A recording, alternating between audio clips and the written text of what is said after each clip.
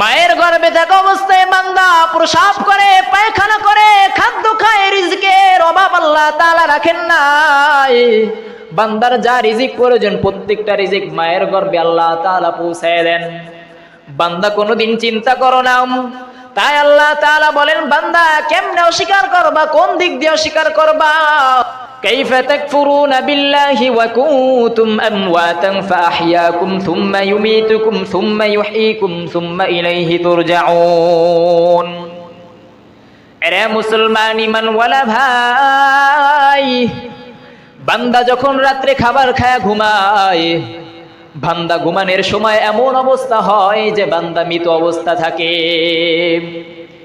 কোন বান্দা এই গর্বের সহিত এটা বলতে পারবে না যে আমি ঘুমিয়েছিলাম, কিন্তু ঘুমের মধ্যে কি কি হয়েছে আমি বলতে পারবো?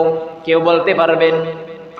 আল্লাহ তাআলা সূরা বাকারার মধ্যে বলেন, কাইফা, কিভাবে তাকফুরুনা, অস্বীকার করো।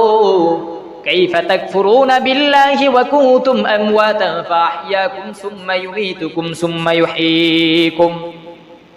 এরা মুসলমান ঈমানওয়ালা ভাই, কিভাবে অস্বীকার করো ওই মালিকের, যেই মালিক তোমরা গোটা পৃথিবীতে আসার আগে তোমরা মায়ের গর্ভের মধ্যে মৃত্যু ছিলা। মায়ের গর্ভের মধ্যে সবাই মৃত ছিলা, যেখানে কোনো খানা পৌঁছানোর কোনো মাধ্যম ছিল না। আল্লাহ বলেন, বান্দা সূরা বাকারা কি একবার খুলেছো? সূরা বাকারার মধ্যে যে আমি এত সুন্দর একটা আয়াত দিলাম, এই আয়াতের তরজমা কি তোমরা বান্দা পড়েও কি একটু ভয় হয় না? ও গোটা পৃথিবীর মানুষ, কেমনে অস্বীকার করো আমি মালিকের? ওই মায়ের গর্ভে যখন তোমরা ছিলা মৃত অবস্থায়। আমি আল্লাহ তাআলা ওই মায়ের গর্ভে, তোমরা ওই মায়ের গর্ভে থাকা অবস্থায় পেশাব করো, পায়খানা করো। মায়ের গর্ভে থাকা অবস্থায় বান্দা প্রসাব করে, পায়খানা করে, খাদ্য খায়, রিজকের অভাব আল্লাহ তাআলা রাখেন নাই। বান্দার যা রিজিক প্রয়োজন প্রত্যেকটা রিজিক মায়ের গর্ভে আল্লাহ তাআলা পৌঁছায় দেন। বান্দা কোনোদিন চিন্তা করো না। তাই আল্লাহ তাআলা বলেন, বান্দা কেমনে অস্বীকার করবা, কোন দিক দিয়ে অস্বীকার করবা? বান্দা যেদিকেই তাকাবা প্রত্যেকটা মুহূর্তে আমি মালিকরে দেখবাম। আজকে তোমরা অনেকেই বান্দা রয়েছে যে আমরা আল্লাহকে কিভাবে পাবো? আল্লাহ বলেন, বান্দা আমাকে পাওয়ার জন্য কোনো জায়গায় যাইতে হবে না, একটু ভাবলে আমি চতুর্মুখী, আমি আল্লাহ তাআলা। যেদিকে তাকাবা আমি মালিক। তোমরা যখন মায়ের গর্ভে মৃত ছিলা, আমি আল্লাহ তাআলা তোমাদেরকে দুনিয়ার মধ্যে পাঠাইলাম জীবিত অবস্থায়।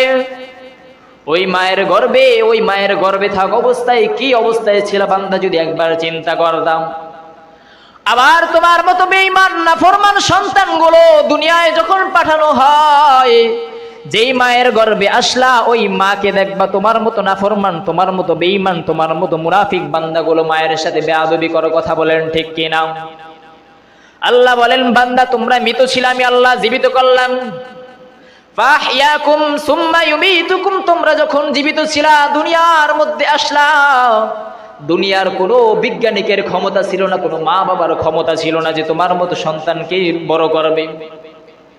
কোন বিজ্ঞানিক বলতে পারবে যে একটা সন্তান কোন মুহূর্তে, কোন সেকেন্ডে, কোন মিনিটে, কোন ঘন্টায় বড় হয়? কোনোদিন বলতে পারবে না। দেখেন আজকে শরীরের মধ্যে একটা যখন তিলা হয়, কেউ বলতে পারে?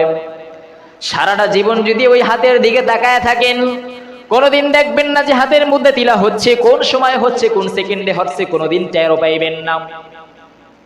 তাই আল্লাহ তাআলা তোমাদেরকে যখন দুনিয়ায় পাঠাইলেন, যেই মায়ের গর্ভ থেকে তোমরা দুনিয়ায় আসলা, দুনিয়া আসার পর আল্লাহ তাআলা রিজিক দিলেন। যদিও আল্লাহ তাআলা রিজিকের একটা উসিলার মাধ্যমে তোমার কাছে পৌঁছায়, আল্লাহ তাআলা সরাসরি পৌঁছান না। হ্যাঁ, যদি দেখতেন বান্দার কল্যাণ হয় তাহলে অবশ্যই সরাসরি দিতেন। যেভাবে গতকালকে বলেছিলাম, অনেকেই শুনেছেন যে এক সময় বনি ইসরাইলের জামানায় আল্লাহ তাআলা ফেরেশতাদের মাধ্যমে আমাদেরকে খাদ্য পাঠাইতেন। ফেরেশতাদের মাধ্যমে গোটা পৃথিবীর মানুষের জন্য খাদ্য পাঠাইতেন। তাই বনি ইসরাইল ছিল এমন ঘাউরা যে বনি ইসরাইলের মতো ঘাউরা কোনো জামানা ছিল আমার জানা নাই। বনি ইসরাইল ছিল এমন যে খাবার আসলো তিনি বলতেছেন বনি ইসরাইল যে আগামীকাল যদি খাবার না আসে আমরা কি খাবো? লম্বা আলোচনা। মান্না ওয়া সালওয়া কুলু মিন তাইয়্যিবাতি মা রাযাকনাকুম। আল্লাহ বলেন, বান্দা গোটা পৃথিবী যা দেখো সব হলো তোমার জন্য রিজিক।